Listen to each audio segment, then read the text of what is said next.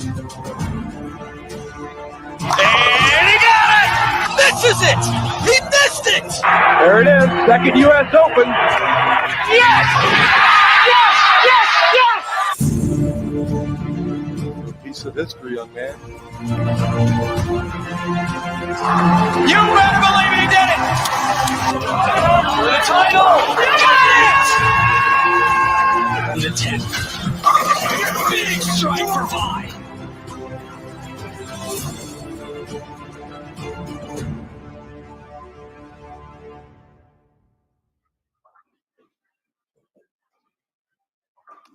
Good morning, everybody, and welcome back to Bowl TV for the official practice sessions from the 2022 U.S. Open from Woodland Bowl in Indianapolis, Indiana. My name is Aaron Smith, and we are ready for a total of 3 90-minute practice sessions here on Bowl TV. Overall, on the course of the day, there will be 4. So the competitors, the 108-player field, will have the opportunity to practice on all 4 patterns they will see throughout the rest of competition here, 56 games. Leading up to the FS1 finals coming up Sunday at 5 p.m. Eastern time. So pattern number 1 is going to be 45 feet in length. Our competitors are out on the lanes right now, so we're going to go ahead and as we kind of settle into today, we'll have guest ball reps. We'll talk to everybody and just kind of get some impressions about the pattern. Of course, the second major on the 2022 PBA Tour schedule after the excitement at the Players Championship. Just wrapping up a couple of days ago in Euless, Texas, Jason Belmonte winning his 14th career major. But right now it's practice day. It's going to be pretty loose, pretty laid back. As I said, we're going to have folks coming in throughout the course of the day to learn more about these conditions. But let's head out to the lanes. We're going to go specifically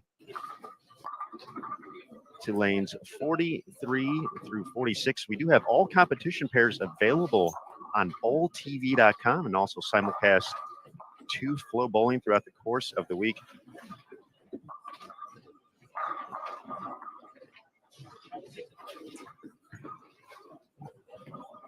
And of course, you can visit bowl.com/US Open to find information about the event, lane pairings, roster. Of course, the oil patterns results throughout the week. You can look at the pre-tournament qualifier standings from yesterday. 26 players to complete the main field at the USO. But 45 feet, that's going to be the number we're looking at today. Oil pattern number 1. Using a combination of Kegel Navigate and Kegel Current oils. 25.8 mils.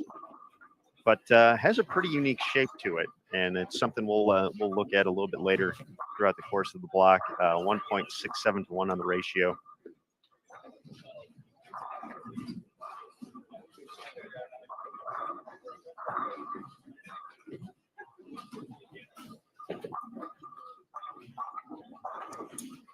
But as we get into the excitement today, kind of a laid-back day for us. I'm excited to introduce a gentleman who now knows who won the 2022 PBA Players Championship, Jason Thomas. I do know. I was able to catch highlights of the show. I didn't get to see the whole show, but you know that's life in the big city. Sometimes when you're a jet setter like we are, you don't get to sit down and enjoy things in their full, uncut glory. But I did get to see the highlights of the show, and it was another impressive performance by Jason Belmonte. And I was very struck at the end with what he said. He said, let's just set them all up and line them up, and let's bowl, bowl, bowl. I just want to bowl as many as they can set up for me. I would agree with the way he executed throughout the course of not only that show, but the regional qualifier as well. It was a clinic for basically what we get to see in bowl 6 games. Yeah, he was the number 2 seed, so took down 2 opponents on the show this weekend, and now moves on to the U.S. Open. I actually had a chance to sit down and talk to Jason before the first show he was on there at the Players Championship for a little feature I'm working on for Bowler's Journal. And it was interesting we kind of talked about what his goals are, and we had the same conversation prior to last year's U.S. Open in an interview that I did with Jason, and he basically said, "I'd really love to win all 5 majors 3 times over," and I won't go into why he said that was, and the impact of him saying that it has on, other competitors, because that's what the Bowler's Journal story is about. So you're going to have to read that in March to find out more about what he said about that. But I thought it just struck me that he said that before he won his 3rd Players Championship, which is the one he won this weekend. But he still has 2 more U.S. Opens to win in order for him to go around the rotation 3 times for each. But if you think about that accomplishment, would there be any doubt in anybody's mind if he were to be able to do that he wouldn't be the greatest of all time? That's a very fair question. And obviously at the moment it's Belmo and Mike Albee for the Super Slam. And then one more U.S. Open. Jason has that distinction all to himself for the only player to win it twice. The significance of 3, as you mentioned, that's it's between you and him in the Bowler's Journal article that eventually will come out potentially. But yeah, it's I think for players, for fans, I do think it's all about majors. There are some numbers out there when you look at, obviously Tom Brady's making a lot of news, so the Super Bowl number is 7, so that's kind of the standard. But there's not necessarily titles and majors in NFL, NBA, right? Things of that nature. So it definitely goes to the camp that you're in on that. I do feel that majors are kind of the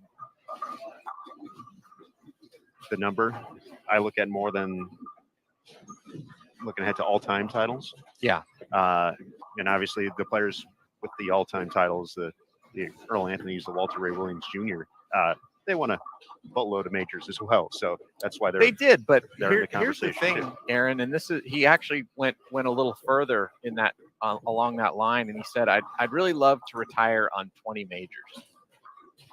And the record's 10, or was 10 before he came along. His goal is to win twice as many majors as Earl Anthony. If he were to get to that number, and it's, I still think it's well within reach.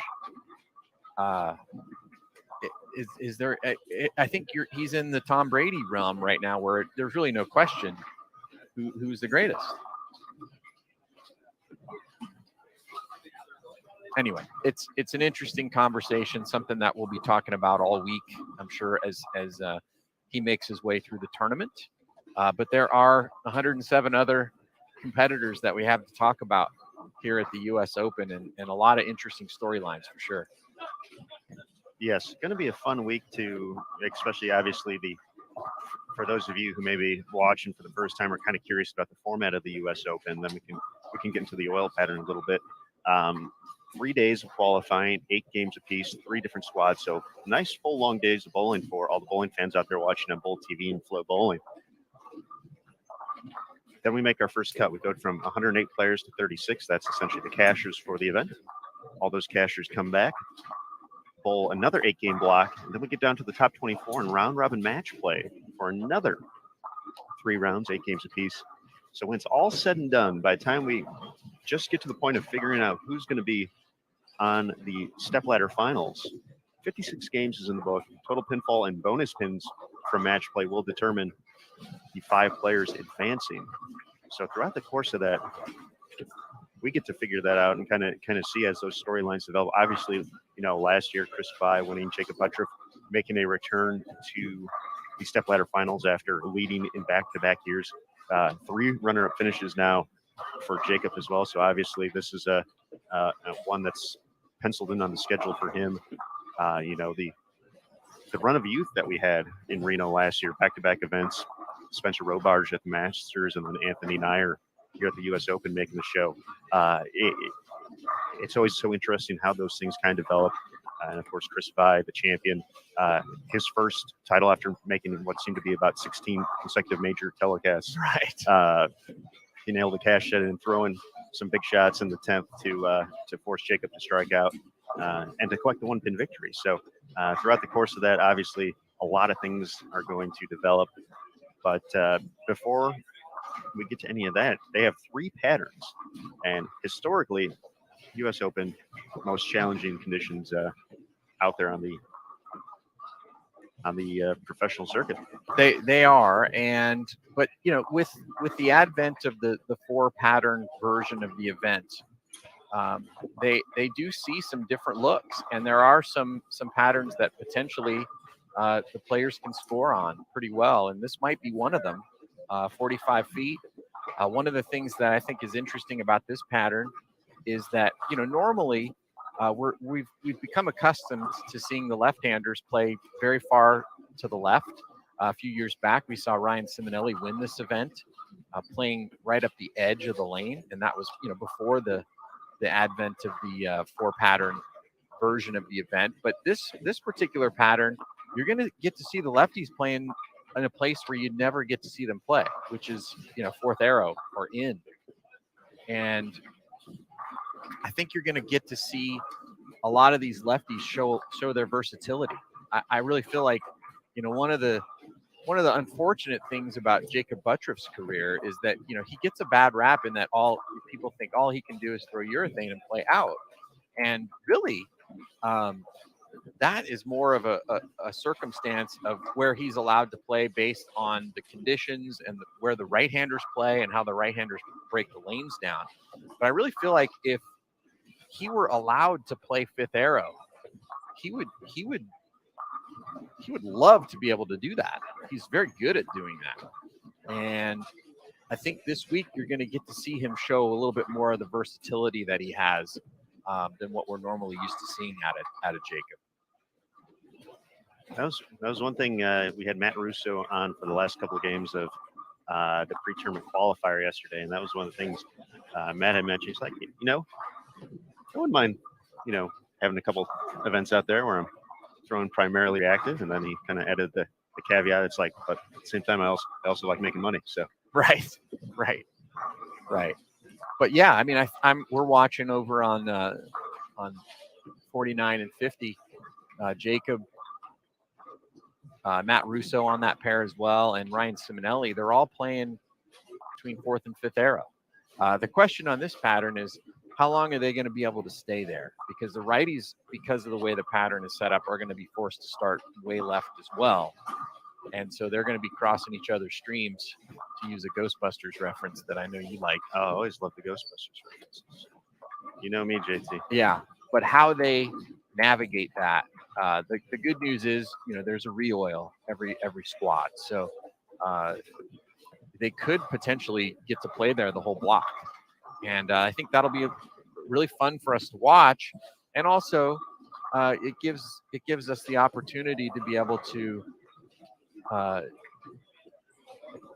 argue that, hey, these lefties are a lot more versatile than you think they are. The way that they show their versatility under normal circumstances is all the different ways that they're able to play between the gutter and 2nd arrow. It takes a tremendous amount of versatility to be able to do that. But like I said, if they had the opportunity, they would love to be able to play 4th, 5th, 6th arrow, just like the righties get to do on a weekly basis.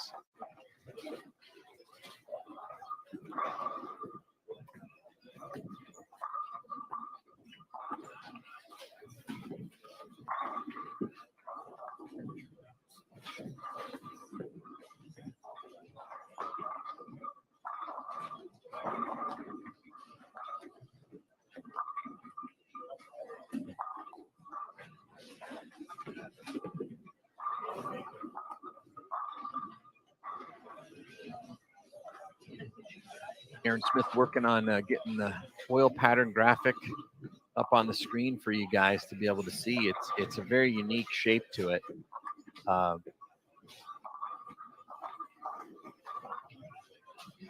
Chris Barnes had a colorful metaphor that he used to describe it this morning.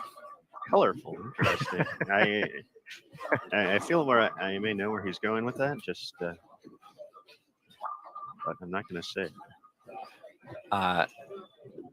And the colorful metaphor, I mean, this is a pattern he's going to love. Something that he was, is a master at playing, which is, get deep and play the fallback. And that's kind of what the story is here on this 45-foot pattern. It's very flat, but there is this little strip of oil in the middle that you can use as a shim. And if you stray away from it too far, you're basically bowling on flat. But the question is, how long is that little strip of oil down the middle of the lane going to hold up? And there you see it. How long does that hold up, Aaron? That's a great question.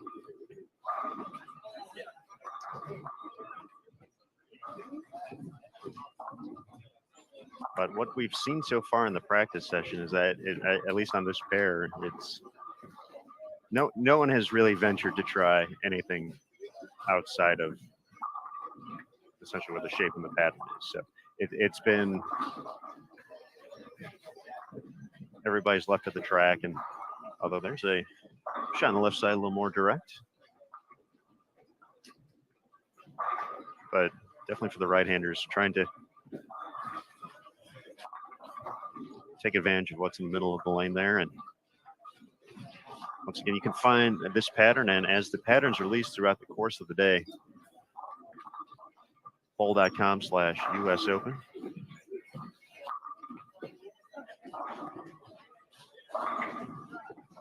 Nick Hoagland in attendance today. We should. He is. I caught up with him quite a bit. He said he would stop by and give us a little bit of an impression on the patterns.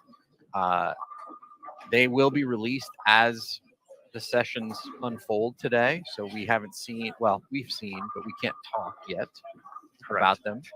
But it's going to be a little different than anything we've seen in the past. There's a little bit of a deviation away from what we've seen in the past as far as how the patterns are built. So that's something to look for as we go throughout the day. I think that's about all that I'm allowed legally to say about patterns at this point. But some, you're going to get to see a different look here at the U.S. Open. That's what I'm saying. A few folks in the chat noticing Packy, one of our really talented lefties in the field. Sean Rash, who just finished runner-up in that Players Championship. It's a good start to the season for him, but not without the usual Sean Rash drama. Yeah. So I'm gonna have a hot take on the show, and I don't know if you caught it in the highlights I got to watch. In the highlights, but Sean's strike song was a Tom Petty classic. Don't back down. Okay. And that might have been his, because he did seem very well behaved on the show.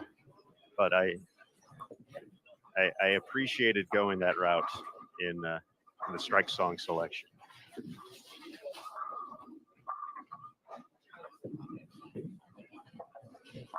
Certainly plenty of opinions out there on everything that kind of transpired leading up to that. Well, but yeah, I enjoyed kind of taking it. All right, this is put my foot in the ground and solidifying it with my strike song selection. Yeah. Certainly doesn't seem like he's going to be backing down. But according to Randy and Rob on the last show, he will be suspended for an event in February. I'm not sure if that event has been named just yet. But he'll be here this week competing at the U.S. Open.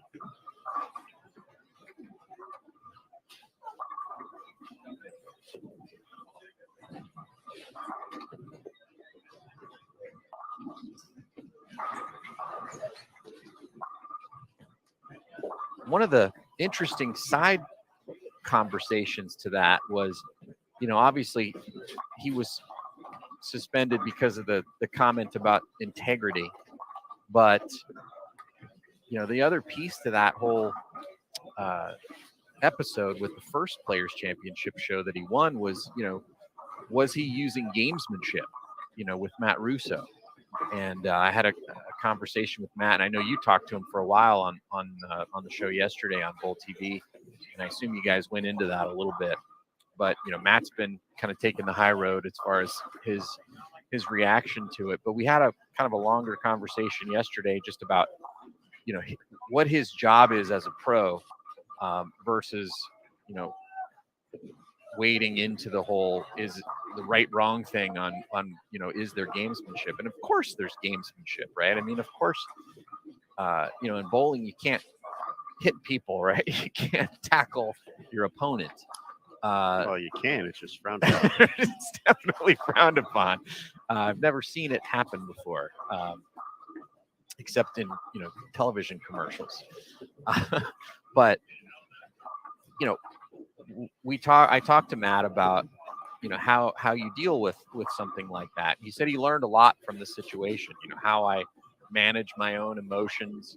What was interesting was he felt like he probably should have stopped and reset himself because he did feel what happened on the show affect him emotionally. But he said he felt like he made a pretty good shot. The shot that went through the nose and got 5.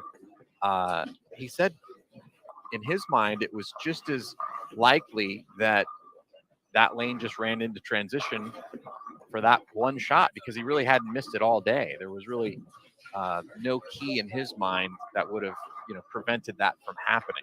And if he had it to do all over again, he said the only thing he might have done is taken the fine or taken a re-rack and just given himself a little more time to get his adrenaline back to the level that it had been before.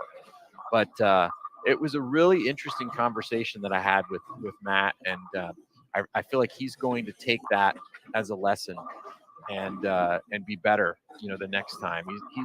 He's like a sponge. He just learns things so quickly, and certainly setting himself up to be a future star on the PBA tour.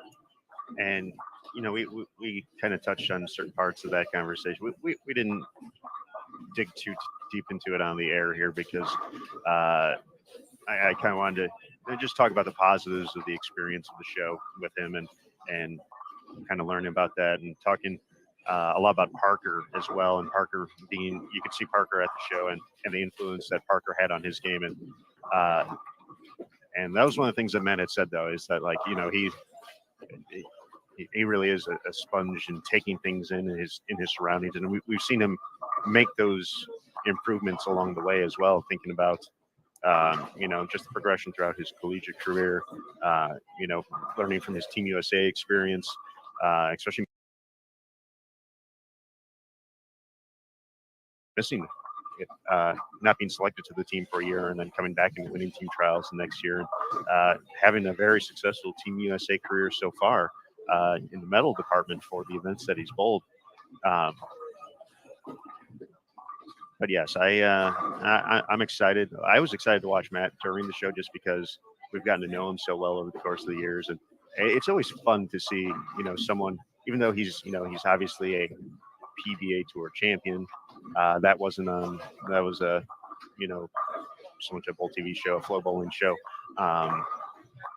So it wasn't on the big channel, if you will. Yeah. He'd been on TV before with Weber International, but he said, obviously bowling in a team event versus an individual event, much different as well. But I was really impressed with just managing the quickness of it all and taking care of business. He had a missed single pin in there against, I believe, EJ Tack.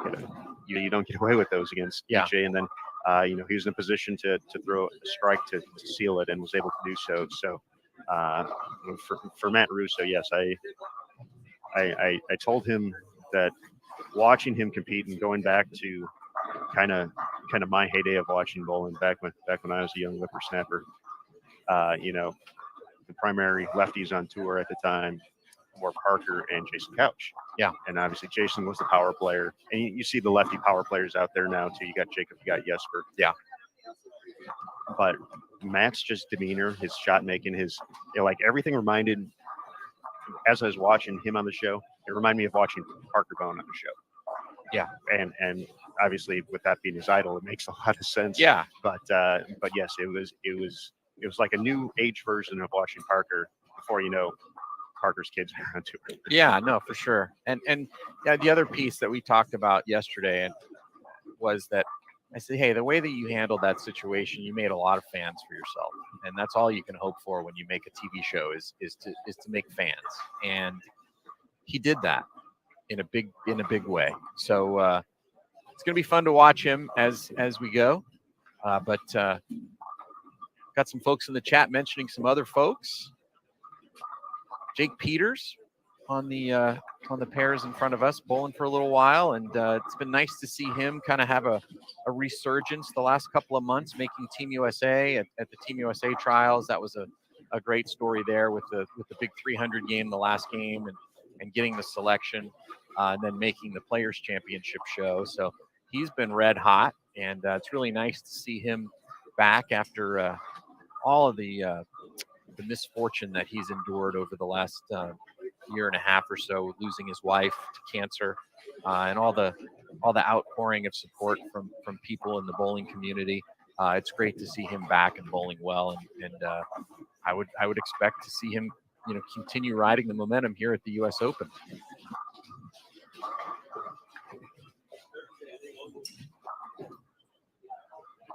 Kevin Williams, Tom Hess. A few folks mentioned Anthony Simonson as well. Kevin Williams, another. There's so many interesting tie-ins to the Players Championship just because it's such a big event, and yeah, Kevin Williams stuffing an 8-pin to miss the show in. That's the only thing I can never remember is which region everybody was in. Yeah, right. One of the regions. I believe it was the Southwest region, which ended up allowing for the Kyle and Brad match to happen on to start that show. But just it's such an interesting event to how you can take momentum from that, and I think it's really a great event to start the season just because of that. So many players get the opportunity to be a part of a show and kind of move on from your region, have a good performance over the course of those 28 games, and put yourself in a position to compete for a major title and hopefully a $100,000 payday at the end, like we'll get to do here at the U.S. Open. So I think all that is pretty fun, and kind of gauging those early season performances at those events and seeing if they can maintain the momentum coming here into the USO. Yeah, and the nice thing about Kevin is, we kind of saw him, become kind of a YouTube celebrity, and he's a performer, a musician, and we kind of wondered, all right, well, that's all good, but can he bowl? And then he came out last year, made the Players Championship show, the biggest show of the year, and then had a lot of success on the show. And so it was really cool to see, his development and, him reach the level where he's a legitimate competitor. And, in his progression, you go from, making shows to now competing in an event like the U.S. Open, where the conditions are, as difficult as they get. It's going to be fun to watch him compete this week and just kind of see where he is in terms of his progression as a bowler. And I believe his very first telecast actually was here at Woodland a couple seasons ago. I get the Indianapolis Open. I mean, he's legit. Kyle, the Troop last year, when he won the Players Championship, his kind of theme was, I'm not Sideshow Bob anymore, right? He's a legit player, and obviously winning Player of the Year, that means you're in the pantheon, right? I mean, there's not a lot of players that have won Player of the Year. To do that, you have to be a really great player. And so, in Kevin's story, he kind of did the same thing. He went from being a sideshow to, hey, I'm a legit player. I can make shows out here. I can compete, and that's really nice to see.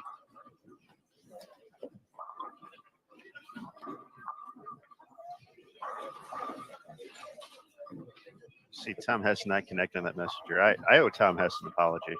I'm going to do it on air today. Okay. He was bowling the Pro-Am when we were getting ready to leave. And to preface this, I'm busy with some stuff here. I got to watch 0 football yesterday. Oh, So I missed all the games with everything going on. So I know the results. I know what happened. Yeah. And Tom was a couple pairs. Actually, might be another pair down from where we were at. But there was a TV from one of the bar stations over here. Yeah. That had the Kansas City game on, and Tom, a huge KC fan, and he's watching the game, and I just looked up really quick, and I saw it was 21-3, and he just had this. He was watching very intently, and I'm like, I saw the score, I'm like, Tom, what are you worried about?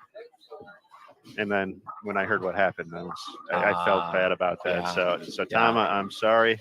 And he even said there, he's like, there's a whole lot of ball game left to go here. And yeah, so when I saw that, I was obviously happy for all the Bengals fans out there. And well, it's kind of the opposite of what happened the week before, right? Where they basically were dead and then came back from the grave. More or less, yeah. Yeah. Mm-hmm. I didn't watch it either. I was busy watching the Players Championship highlights. But I have no skin in the game when it comes to NFL because all of my teams moved away, and then they came back, but after I'd already left. So I'm not rooting for the Cowboys. So, which is where I currently live now. Oh, you and I are in the same boat. But you still have a team. I still have a team, yeah, but they're in transition. So yeah, hopefully a good 22 for Chicago Football Bears. At least they never moved away. Well, I mean, technically they're talking about moving away from Soldier Field now. So yeah, but it's still maintained in the area. Yeah. Well, Tom Hess, a great story as well, and kind of found the fountain of youth, turning 50, and had an amazing year. I mean, he might have had the most amazing year of anybody last year, more than Kyle Troop. I mean, he came out, bowled the PBA 50 tour, dominated, won the last 2 majors. They selected him for the Senior Team USA, won gold medals in Dubai, and was kind of the MVP of Team USA over there. And it's going to be interesting to see how that translates into, a young guys tournament again. I think that's a good question, and still going back to the Senior Masters. I mean, that was as cool as the end of the PWBA Tour season was at the Tour Championship with Shannon and Brianna Cote, having the chance to bowl for Player of the Year in the title match, essentially, and have it come down to that final game. That happened at the Senior Masters. It was crazy. Chris Barnes versus Tom Hess, and I believe that was a true double elimination as well. And Chris was the top seed, and Tom had to go in there and win twice. Was able to do it to lock up the award. It was just phenomenal to watch. Yeah, it was. Yeah, I was on site there and actually got to call that match, and he was just so dialed in the whole week, and he really had a rough road to get to the step ladder. He had one match he made a 2-4-10 to stay alive, and then Ron Moore was not able to throw the double to put him away, and he just had 9 lives all week, but he bowled so great, and that it was a great story just to see him pull that off and win. David Medrano and Facebook, how long will you all be live? We will be live for the first 3 practice sessions in their entirety. So we'll be live all morning long for this pattern 1. Then we'll be back again for pattern 2, and then again for pattern 3. Going to hit one of our favorite restaurants tonight to kind of celebrate kicking off the week tomorrow. And we will have coverage for you all week long on Bowl TV and Flow Bowling, as well as the first games of the second and third blocks each day on Facebook Live. But if you haven't had a chance to pick up your Bowl TV subscription, this is the opportunity to do it. We'll have giveaways all week long. We'll be giving away signed bowling pins with the top 5 finalists later this week. We'll give one of those away each day, as well as Bowl TV t-shirts. And then the grand prize at the end of the week, a Nintendo Switch. So I know that will get my son watching the show because he pretty much goes everywhere with that Nintendo Switch.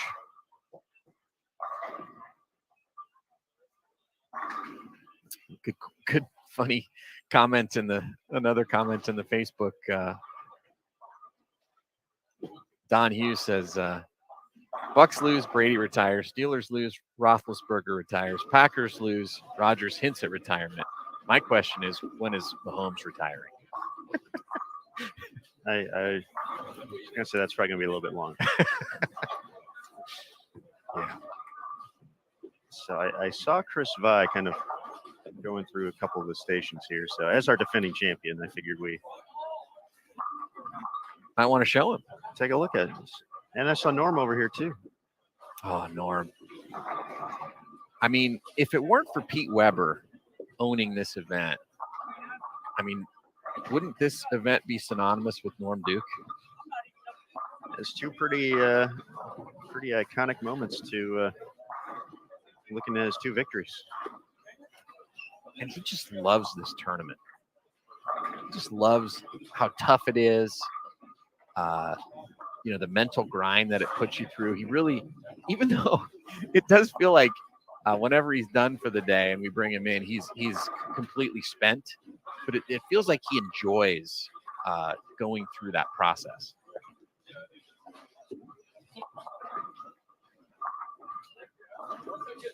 Yeah, watching Norm at the U.S. Open, that one block in 2017, I think he went 300 over. Yeah, that was when amazing. there wasn't. No, they were impossible. I don't think there was 150 over out there. No. And Norm somehow just went on this crazy tear. It was just one of those things you sit back and obviously we're here to do a job at the course of the week, but we can fan out every once in a while. And that was so fun to watch. It was. Ended up making that telecast as well. Rhino Page, the champion in 2017. Tang brothers out here, this pair as well. Mikey and Darren. There's a Coen Brothers movie that I love. Those of you who are fans of movies, the Coen Brothers. They were the directors who did The Big Lebowski, the greatest bowling movie ever made. Some people would argue that's Kingpin, but I actually have a future Bowlers Journal column reserved for that argument. So we'll explore that later on. But there's another Coen Brothers movie called The Ballad of Buster Scruggs. And if you've ever seen that one, it's a vignette of 6 stories from the Old West. And the first one is about this cowboy named Buster Scruggs. And if you watch that movie, I dare you to not see Norm Duke in that character. The character of Buster Scruggs. He just reminds you of an old gunslinger and super respectful, super sweet guy to talk to, nicest guy, but man, he's just as tough as nails when he's out on the lanes. And the question is, when is the run gonna be over? He just keeps defying logic and defying time, and we mentioned Tom Brady a minute ago, and it felt like Tom Brady still could have played another couple of years. For sure. Yeah. But Norm Duke, I mean, he's still going strong, and he's 57. It's amazing. Nobody's ever done that before.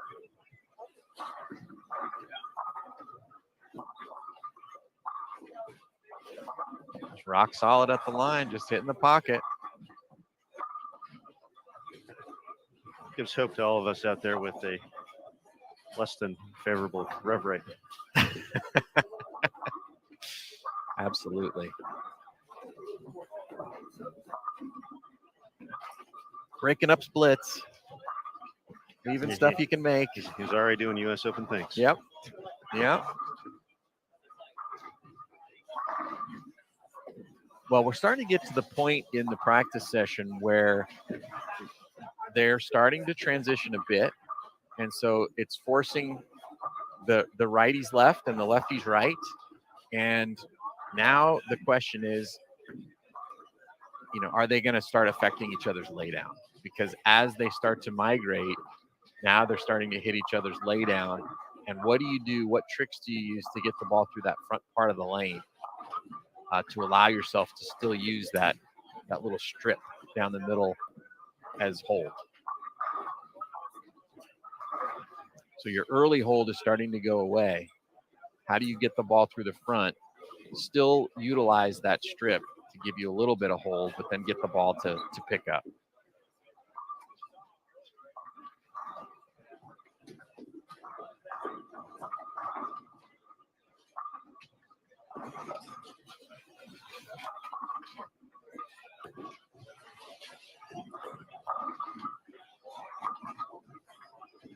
Yeah, we got Don in the chat. You're right. Norm Duke does look like Buster Scruggs. I swear, I watched that movie and I was like, "That's Norm Duke." And then the story, it was like Norm Duke's story. It was, except with cowboys and 6-shooters and instead of bowling. Instead of bowling balls and no bevel. Yeah, no bevel. Yeah, that's a little factoid. If you've never put your hand in Norm Duke's ball, make sure that you don't turn it the wrong way when your hand's in there. Otherwise, your fingers will get cut. They are sharp. Those holes are sharp. I've never seen anything like it. Nobody on tour has holes as sharp as Norm Duke's.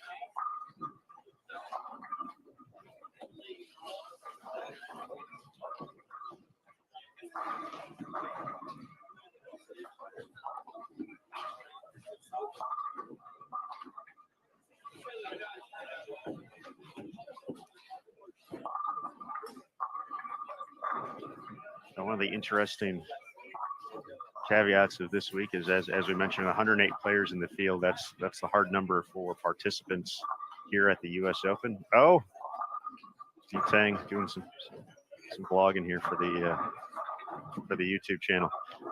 We see Chad Roberts on this pair. He's actually the first alternate this week. So I believe they invited 3 players, maybe 4, to stick around in case anybody hasn't made it or has to drop out. So in case anyone was wondering or saw the PTQ standings, Chad missed it by 1 pin, the final spot into the main event here. But 4 alternates were notified that they would have the opportunity to be ready for roll call, essentially. Yeah, you never know. And if you're given the opportunity to come out and practice, then you should take it, even if it's just for the experience of getting to bowl a little bit on the patterns. So you never know what will happen. It is snowing outside, or it's icy outside. It's not snowing, but it wasn't warm this morning when I walked out to my car at 6:30 a.m. Someone's saying Norm Duke is actually using finger grips now, which is interesting. Folks in the chat asking about the bowling center. We are at Woodland Bowl in Indianapolis, one of the iconic venues. Had a number of major championships here, U.S. Opens, PBA Tournament of Champions. The Masters has been held here. Anthony Simonson won his inaugural Masters title here at this venue back when he was just a teenager. 19. The youngest major champion. And one of the interesting things about this venue, and we mentioned it yesterday during the PTQ, but we'll mention it again today, and it's sure to be a big topic, as it's been a big topic in the bowling world for a while now, is urethane. And, I'm sure we'll see quite a bit of it going down the lane this week. But Nick Hoagland actually had mentioned something to us yesterday about the carry in this building.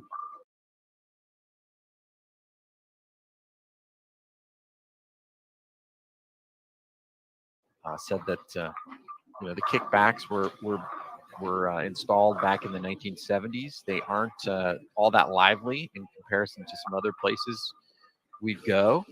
And he said because of that and the combination of the new pins that we're using this week, they only had about 10 games on them prior to yesterday's PTQ. Throwing urethane could impact your carry. You might maybe on a pattern or two be able to control the pocket a little better. We're really not seeing any urethane at all on this particular pattern because you've got to attack them from in, so it really doesn't make sense to use it on this pattern. But there I'm assuming will be some patterns where we will see a lot of urethane going down the lanes, and the question will be, how does it carry? If you're giving up 10, 15 pins a game in carry, does it make sense to stay in a urethane ball when, if you could control the pocket with reactive and get that extra 10 to 15 pins and carry, do you make the switch? And then what impact does that have to the pattern? We had a pattern that they bowled on last year where I don't think it was expected that urethane was going to be used as much as it was, and that actually impacted how the pattern played, and it played a lot softer than I think it was intended to play. So that is always the question out here, and that's I think where the controversy with urethane comes, is that when half the field's throwing urethane and half the field's throwing reactive, it really impacts the way the lanes transition. And then I think that's where you get the players who have an issue with it. It's the whole who moved my cheese problem. It's a very important thing to find out. People shouldn't be messing with your cheese. But as you mentioned, the pins, Nick described them as logs. So that one thing to keep an eye on throughout the course of the weekend. And even going back to the Masters in Reno when we were, our Masters and U.S. Open in Reno when we were there or you guys were there, I wasn't there, for 2 straight events, those were brand new pins at the start of the Masters. And you saw them start to liven up a little bit as we got into the U.S. Open.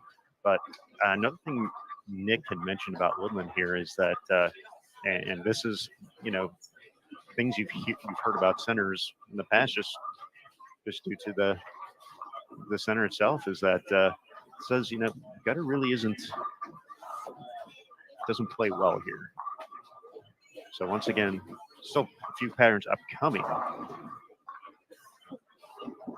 So you can't reveal that information yet, but we'll be interested to see how many folks kind of heed to that, knowing the history here of that, even if the pattern may suggest there might be something out that way. Is it worth trying to fight those issues and trying to overcome that?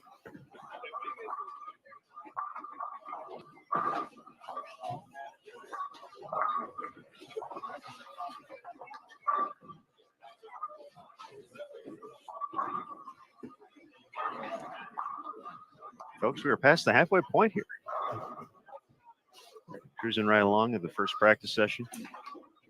We'll have a total of, as we mentioned, 3 more on the day for a total of 4 overall. We will only be streaming the next 2, though, which will be taking place at noon Eastern and then 3 p.m. Eastern for patterns number 2 and 3. And then there is an option later today to practice on pattern number 4. Historically, we have seen, though, that not many players take advantage of that just because, A, they've already bowled for 4.5 hours. And you got to make the top 36 to even see it. Yeah, and they do get another practice session later in the week if they do make it. So, yeah, it's typically what we've seen, as Aaron said, is players are saving themselves for the grind of the week and want to shut it down for the day after the third one. They a few would stick around a little bit just to see some of the others that do partake what the ball motion looks like. But for the most part, they're shutting it down after 3.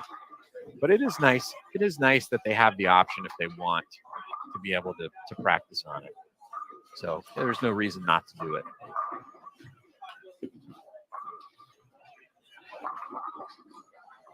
Yeah, James Lord had a good question in the chat. When the patterns for possible use are drawn up, who decides which one to use and how are they evaluated? And it's a good question. There's a very thorough process that goes into it. Nick Hoagland is the chief pattern architect for these events, and he does. If it's a bowling center that we haven't been to, he'll do a site visit and he'll get a look at the surface. He'll come out and he'll bowl. He a lot of times will bring in others that are good high quality bowlers to bowl on the surface and just kind of get an idea that they might roll out a few different patterns to kind of look at ball motion, and then we'll make some decisions based on that. But he did tell me that this particular set of patterns for this event, and by the way, Nick is from the Indianapolis area, so this bowling center might be one that he knows better than any of the bowling centers, and he pretty much knows them all. But he knows this bowling center like the back of his hand, and so he did tell me today that the patterns that they're going to see in the rotation this year is kind of a template that really hasn't been used before. So I'm looking forward to seeing over the course of the day what those end up being and how they end up playing as the week goes on.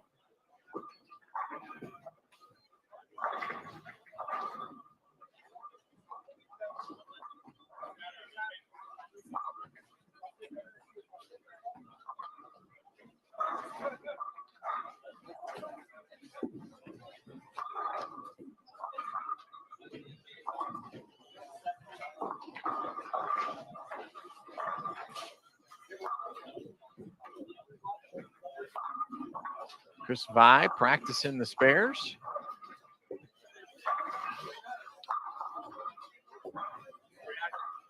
He finally missed a major show or two.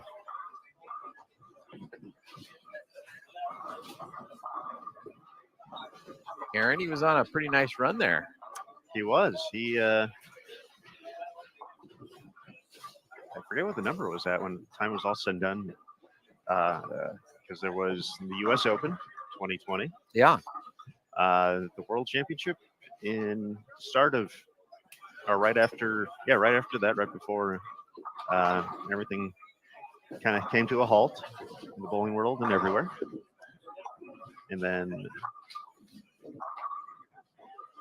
300 at the Players Championship in 2021. I don't think he made it to the main show. Yeah. And then Masters and U.S. Open back to back. It's a nice run. It's good stuff.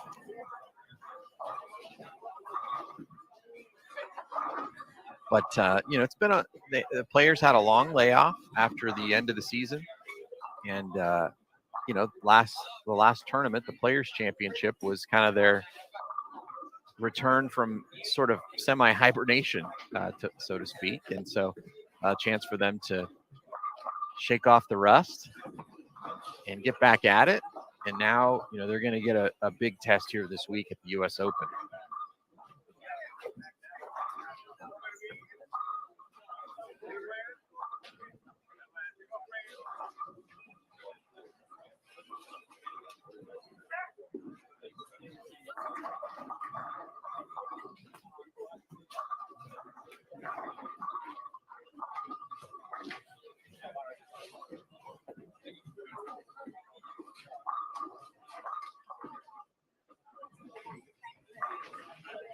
one of the other things that's interesting about this event is, kind of seeing some of the young talent that we've got in the field.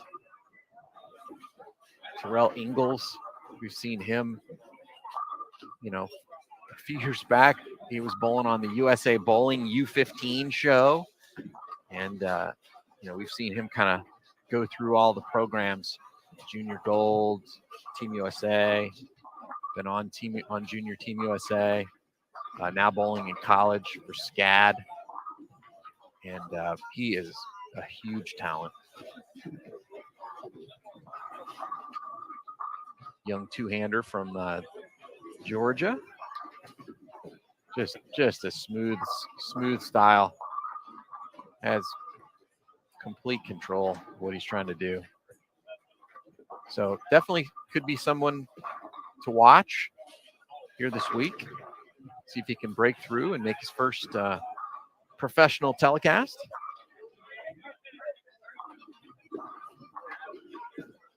But right now, bowling with one of the all-time legends of the sport, Norm Duke, and Chris Vi, the defending champion here at the U.S. Open.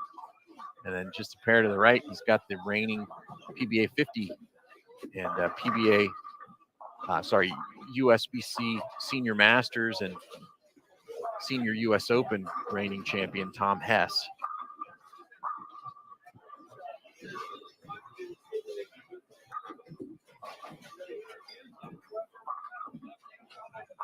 So it's a great opportunity for young players to get to compete against some of the best in the sport, kind of see where they stand. I know I had an opportunity to bowl this event back in the early 1990s when I was the ripe old age of 19, and it showed me very quickly where I stood in the pecking order, which was pretty far down the totem pole. But you got a story out of it. I did. But that's the cool thing about getting to bowl this event is no matter where you end up in the industry, whether it's, a washed up bowler sitting behind the microphone talking about it, or whether, you end up being one of the legends like Norm Duke, the fact that you got to do it gives you a great story to tell. I did step away for a second to see if I could find Belmo. So I know a few folks have been asking, and he is. We have additional pairs available on the outside the camera range for essentially their practice range, and he is actually on the practice range during the practice session. So he is outside of our camera coverage, but we promise once we get into competition, all competition pairs will be available on bowltv.com throughout the course of the week. That's interesting. Interesting move there.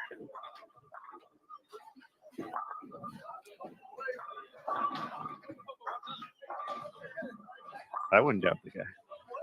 No, I'm not doubting anything. You can't argue with the results.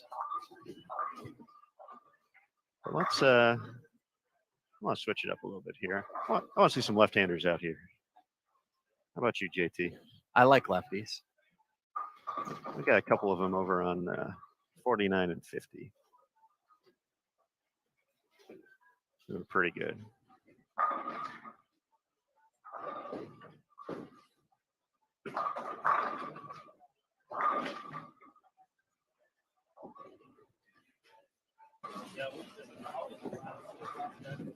There we go. Back in business. Ryan Simonelli, Jacob Buttriff. Yeah, as you mentioned, just past the halfway point in the practice session now, and we are starting to see the front part of the lane go a little bit. So, the question is, can the lefties stay there? And looks like so far they are able to. But you are starting to see a little bit of that hold go away. And the question is, how do you get the ball through the front part of the lane clean, get it to pick up once it's out of that wedge that's kind of been created by the lay down, the first hour or so of bowling on the pattern, get it to kind of pick up and not hydroplane, and then once it gets out of the end of the pattern, do just enough to go through the pins the right way. That's the trick. And I think it'll be a little easier early in the block, but then once you start to see some transition, things could get a little squirrely. Because as you can see, Matt Ogle there, he's crossing 6th arrow. So what impact does that have on the left-handers? And they might be far enough left quickly enough to where it's not even affecting the lefties at all. There's only kind of a little area, 30 feet down the lane where they're kind of crossing lines. But you see Jacob there, that's a runaway Brooklyn, and an hour and a half in the practice session, a runaway Brooklyn is a problem. Unless he was just trying something.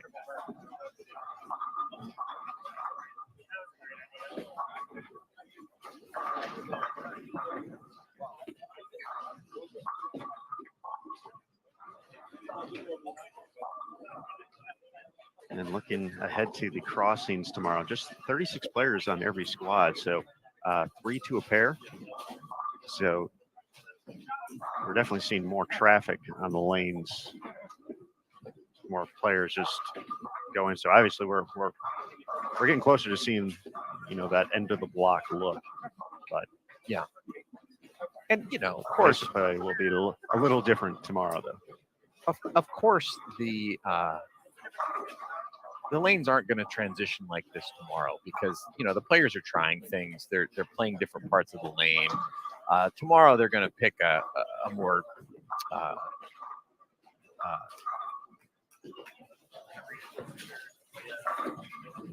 traditional strategy, or they're going to stick with a strategy, I should say, and that's going to make the lanes transition a little differently. But the question is, can you give the pocket away a little bit, or do you have to jam it in there and play fallback? And I think that's what they're going to have to decide. And then from there, that's going to dictate the equipment that they choose to pick, because this might be a completely unique situation that they're not going to see all week after this pattern's gone. So do they put, how many bowling balls do they burn through in their arsenal just to attack, the last 4 games of this pattern, right? And so, they might have to burn through 2 balls in that 10-ball arsenal just to figure out how to hit the last 4 games of this block.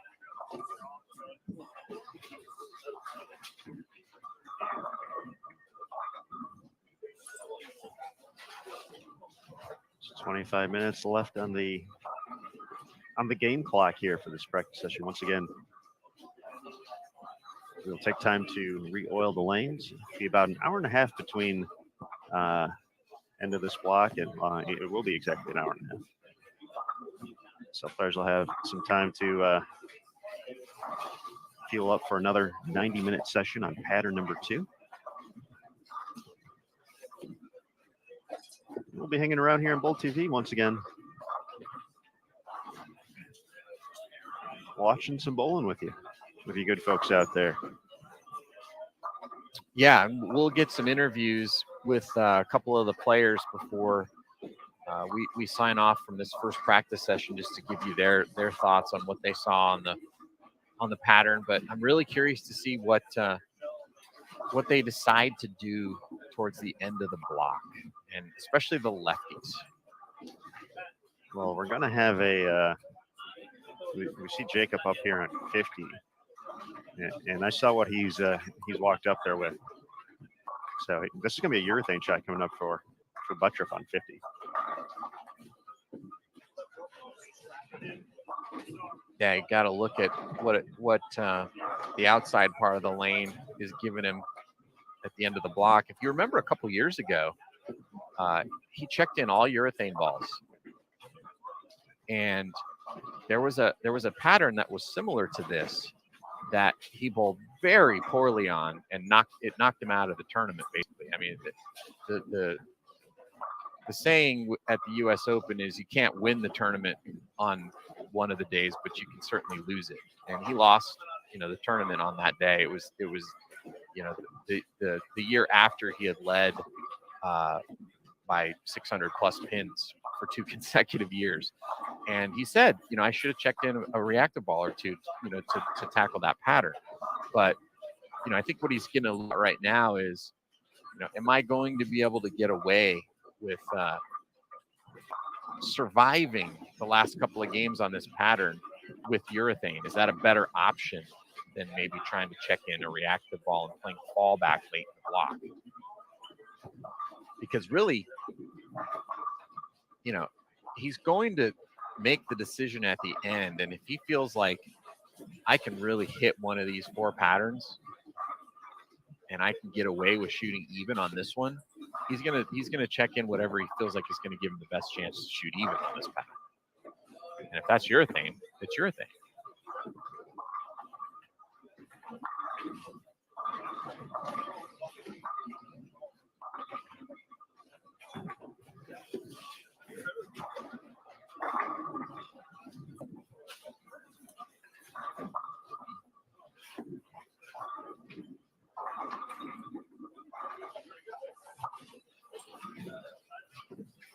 Mrs. Vi telling us she's heading our way tomorrow with cookies in hand.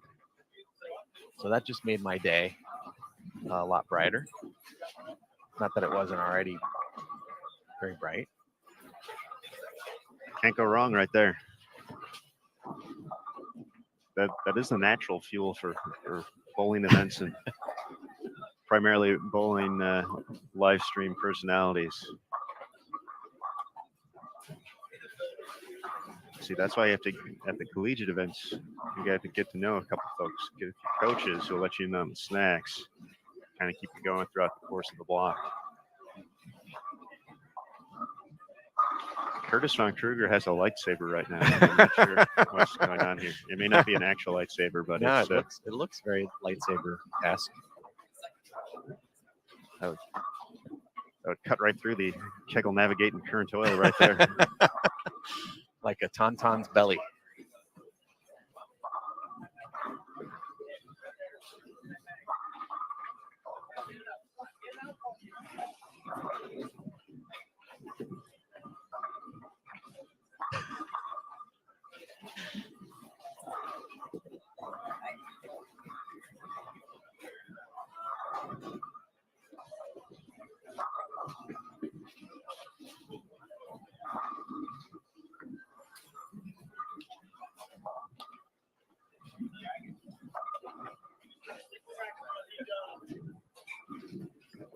JT, I know it's starting to look a little sparser here. Yeah.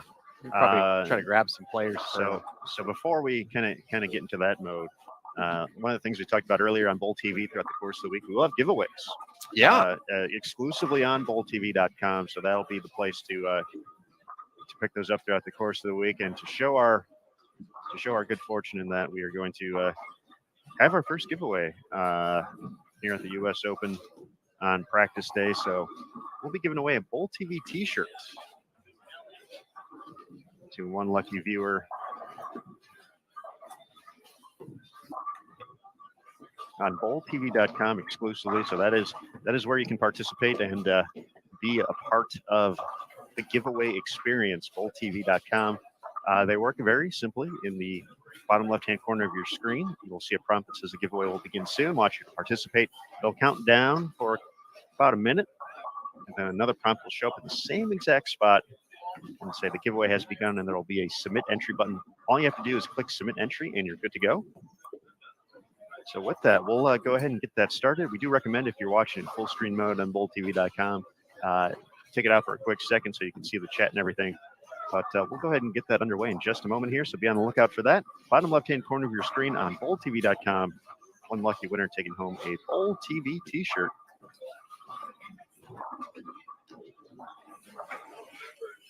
Just for watching.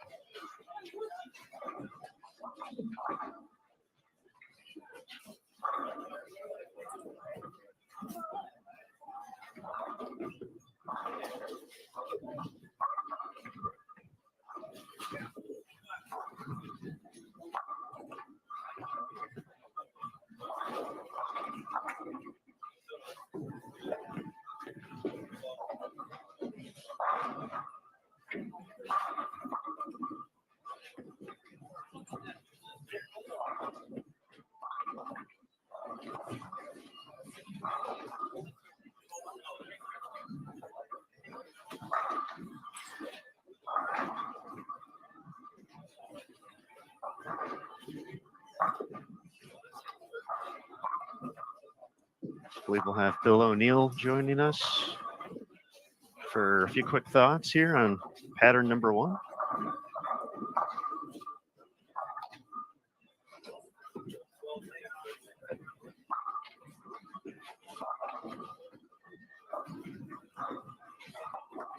(2010) U.S. Open champion. I believe he won it. Man, was it this building, JT? Yeah, I believe it was Aaron. Beat Mike Scroggins for the title. Had a great moment in the 9th frame when he threw a flush strike for to lock up the win and pounded the chest, and it was one of my. It might be my all-time favorite Bill O'Neill moment.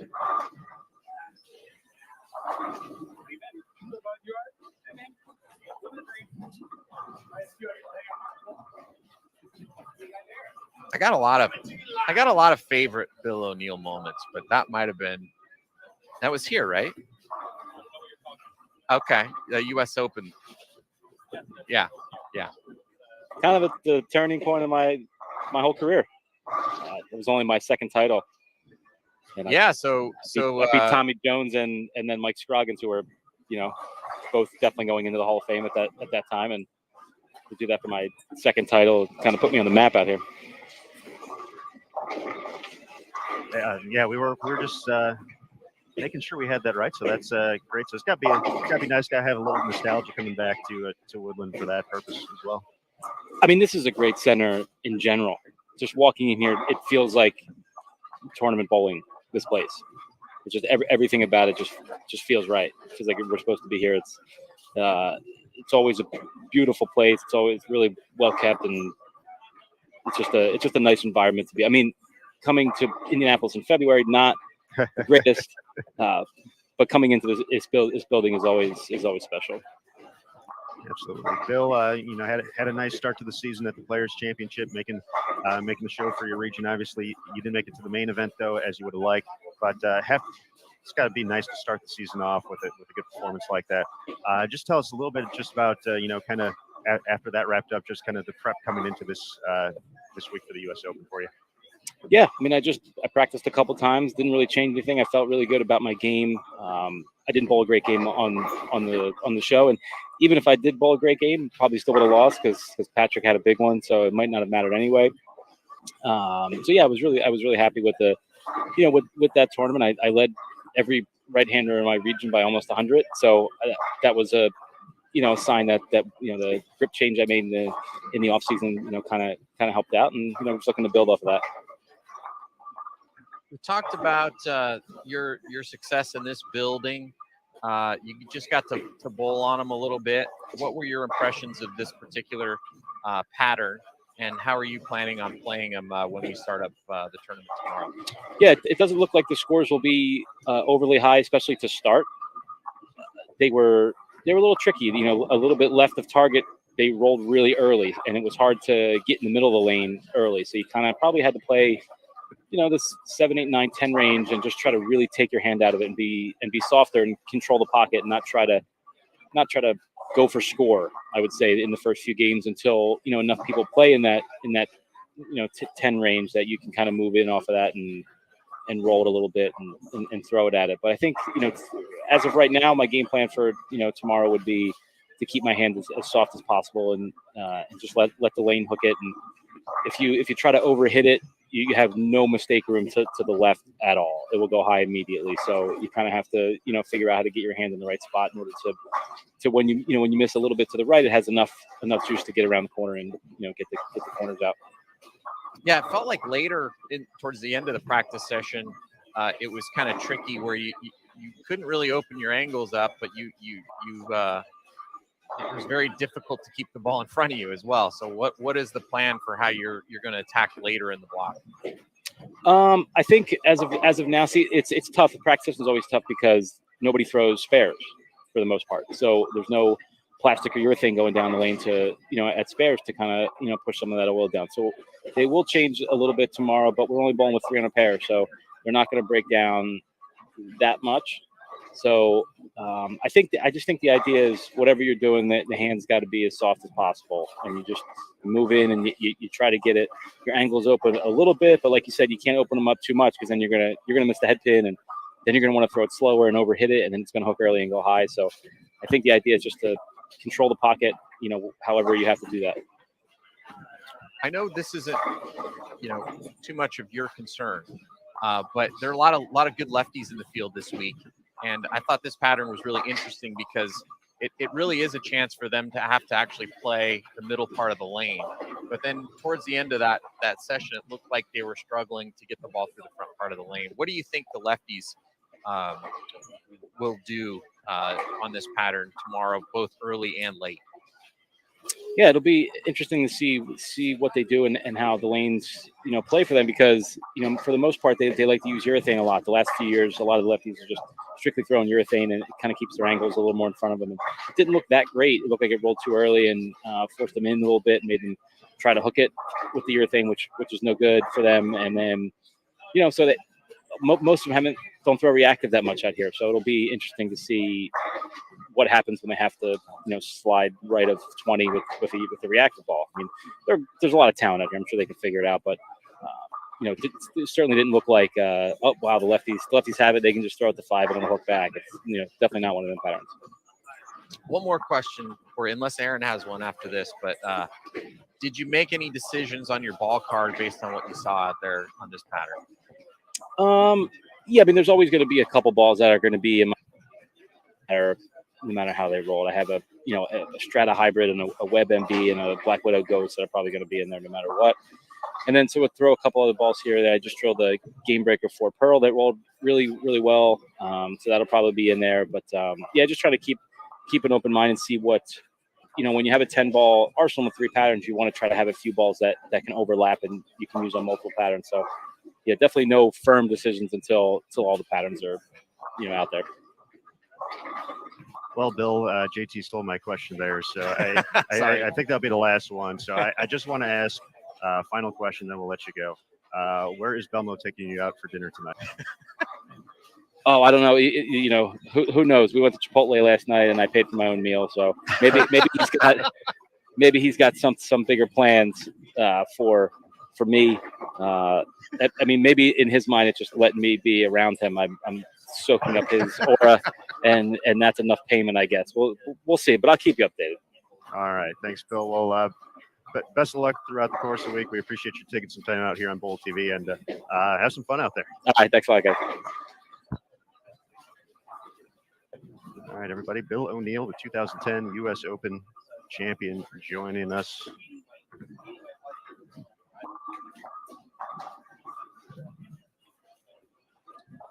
Here for a couple minutes at the end of the practice session. Just according to the clock on the wall, it says 10 minutes. 10 minutes. That was some interesting insight there from Bill, I thought. The thing that really struck me about what he said, Aaron, was that you got to keep your hands soft. And, as we know on this tour, that is a skill set that is becoming less and less utilized, keeping the hand soft.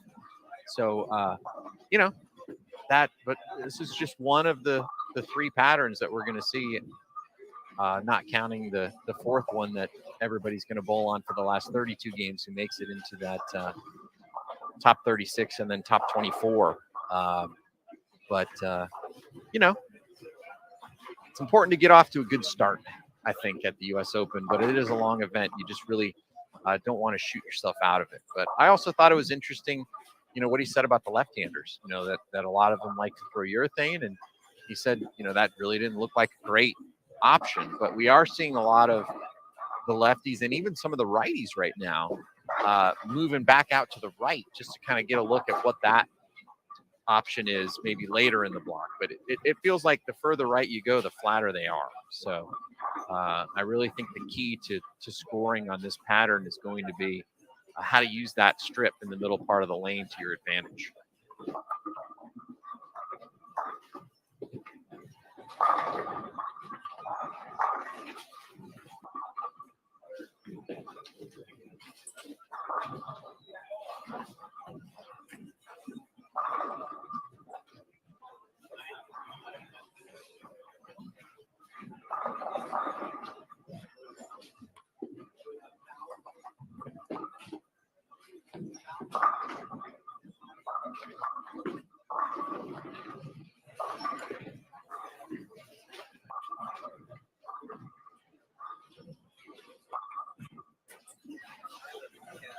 Once again, just a couple minutes left here for pattern number 1 before the players will take a break. Our main man, Double J, John Janowitz, USBC Hall of Fame, will come out and oil the lanes for pattern number 2, typically released about a half hour prior to the start of the practice session. So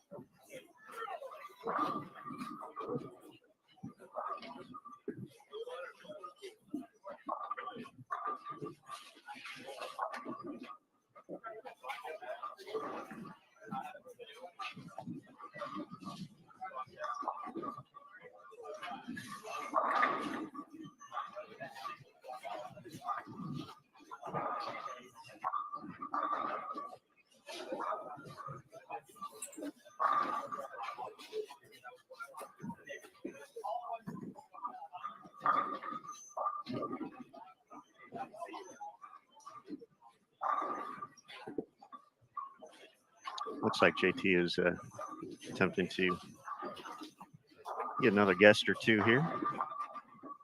Looks like Packy Hanrahan might be making his way over. We'll get some thoughts from the left side here for pattern number 1, the 45-foot condition, which will be out on the lanes tomorrow, Tuesday, for A, B, and C squad.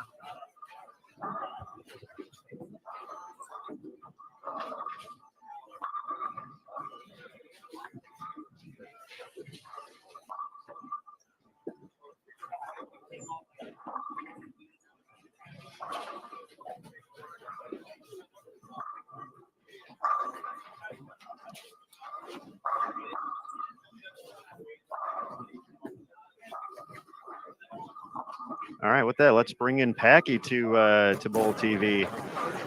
Packy, what is up, my friend? How you doing? Not much. How's it going, guys? It's going well. We got to watch a lot of bowling. You got to do a lot of bowling. 45 feet out there. Give us some initial impressions of what you saw on the left side there for pattern number 1. It didn't seem too crazy out there. 45 feet. It's super flat today. So really just. I saw some lefties playing super far left. I saw guys like Graham Cobb playing 4th arrow, and I think it's one of those patterns where you can really just do what you want, and you got to throw good shots regardless on the left side because there's not much out there. It's just whatever you're comfortable hitting the pocket more than 2 shots in a row with. Knocking them down, I don't think is really an option as much as it is just let's see how many times in a row we can hit the pocket. Yeah, it felt like early on you could play in pretty much like the righties And then the Yeah. question was, could you stay there? And then is there an option to move way left later in the block? Yeah, I mean, for me, way left, no, I could definitely move further left. And, for me, the way right option wasn't exactly there out the gate. Just there wasn't a ton of hook left, and I knew there wasn't going to be any hook developing out there.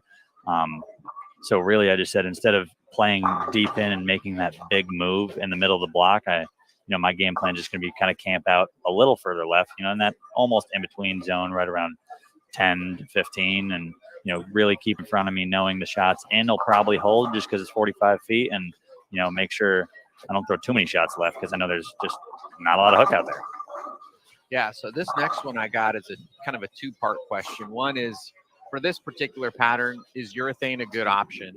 And then the second part of the question is, I know the carry here is very, very difficult.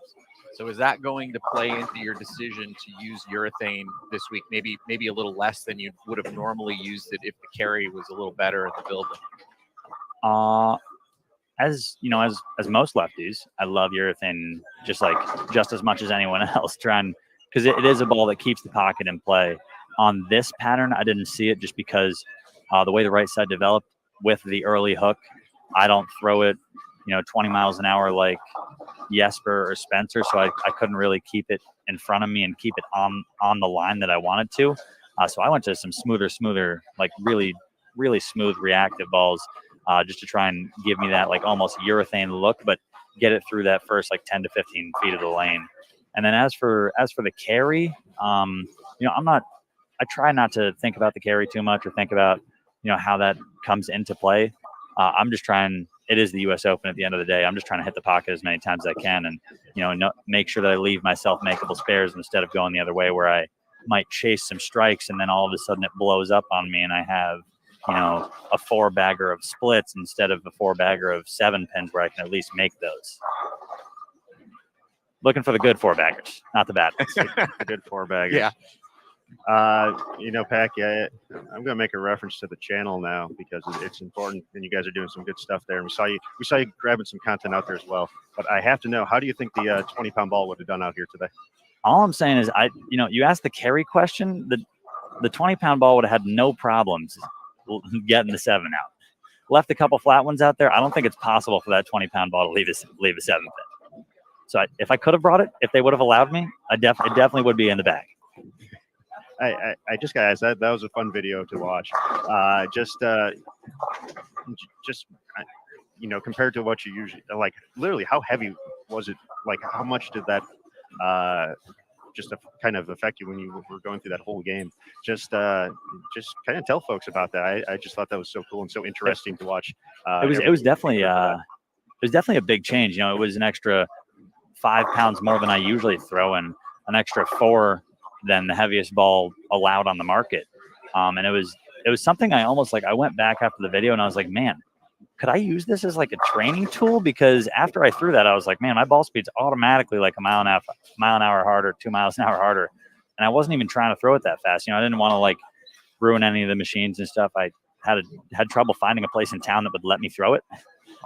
Just because they didn't want to break any of the machines. So I didn't even throw it too hard. I was throwing it slow, like 15 miles an hour, 16 miles an hour at the very fastest. But I definitely looked back at it and I was like, man, if I could throw this all the time, I could definitely use this as almost like a weightlifting tool to use to try and gain that ball speed. I might also destroy my wrist, but that's besides the point. We're not going to talk about that. Packy, the most depressing thing I ever heard in my bowling career was Robert Smith telling me that if they allowed 20 pounds, he would use it in a heartbeat. And I was like, I don't even think I could pick it up. Yeah, I don't think these noodle arms could handle it more than a couple games. That's for sure. When that video just totally reminded me. Yeah. I was glad you did it. It was pretty cool. Yeah, thanks. It was a fun one to put together for sure. Now, Packy, before we let you go, and we just had the official announcement that the practice session is over, where can the folks kind of follow you throughout the course of the week to keep up with everything going on with the house and yeah, I'll be out there? I should be posting on the House Bowling pretty much every day throughout the week, just on our YouTube channel at the House Bowling, and then on Instagram I'll try and keep up. I know I'm not great at keeping up during tournaments. I really just like to make the videos, kind of work on them, and almost use the videos as a tool to make sure, like, okay, maybe there's a reason I was throwing it bad, or maybe there's a reason it went so well today. Let's focus on those. So I try and stay off Instagram too much during the week. I'm sure I'll post a little here and there, just at Packy Hanran or at Packy425, I guess. But yeah, so really, the House Bowling YouTube channel. I'll be posting not only about myself, but about the other guys we're rooming with this week, like Darren, Prather. We got Mikey and Chris in the house as well this week. So there'll be plenty of us to follow along, and hopefully we're all finding ourselves in that top 24 cut. Absolutely. All right, Packy. Well, we appreciate the time. Best of luck throughout the course of the week, and the rest of the practice session. We'll let you rest up for pattern number 2 coming up next. But thanks for joining us here on Bowl TV. Thank you, guys. I appreciate it. All right, Packy Hanrahan joining us here for a couple minutes. So we got the right side and the left side covered here from the official practice session. But with that, let's go full screen on me. Not for long, though, I promise. All right, folks, we are going to go ahead and shut things down for right now. So practice number 1, the 45-foot condition, is in the books. Players got their 90-minute warm-up. They know what to expect for Tuesday. That pattern will be used on Tuesday only. Coming up next at noon Eastern, it's going to be pattern 2, which will be on the Wednesday, round number 2 of qualifying. So once again, that pattern will be available on bowl.com/US Open in about an hour, and then we'll be back here on the air to basically just do what we did right here. We'll have a giveaway. We'll have some fun chats. We'll watch some bowling and get some thoughts from the players and the folks out here this week. So with that, we're going to go ahead and sign off for right now. I want to give a big shout out and thank you to, of course, the USBC and USBC Board of Directors, the BPAA and the BPAA Board of Directors, the PBA Tour, Kegel, the official lane maintenance provider of the USBC, the competitors this week providing the exciting competition to watch, the Bowl TV community, all the fans checking in throughout the course of the week. We look forward to spending this time from Woodland Bowl with you as well. So from all of us here at Bowl TV, Jason Thomas, Curtis Von Kruger, Emil Williams Jr., and Matt Cannizzaro, I'm Aaron Smith, signing off for right now. We'll be back once again, 90 minutes, noon Eastern. So folks, thank you. We'll see you soon. And remember, on Bowl TV, bowling lives here. We'll see you soon, folks.